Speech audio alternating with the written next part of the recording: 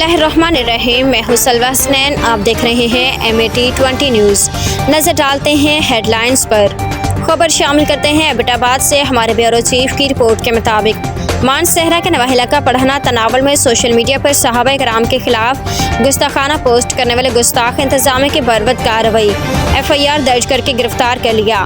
मज़ीद जांच पड़ताल के लिए इलाका के उलमा इकराम मौलाना आफ्ताब, मौलाना वकास तनोली, भाई रज़ा मोहम्मद, मौलाना शुजाउद्दीन, मौलाना आबिद तनोली, साहब फलड़ा, मौलाना कारी अब्दुल मालिक, हाजी मुख्तियार, भाई हसन अशरफ और दीगर मुअज़्ज़िज़ीन पर मुश्तमिल कमेटी तश्कील दे दी गई। जरगा से गुफ्तगू करते कायद मानसहरा वकील साहबा अहले बैत मौलाना रबनवाज ताहिर ने कहा कि साहबा अहले बैत हमारा ईमान है, हम किसी सूरत गुस्ताखी बर्दाश्त नहीं कर सकते। अदारों को चाहिए शफाफ तहकीकात करके इंसाफ के तकाज़ों को पूरा करें। हमें अपने ज़िला का अमन अजीज़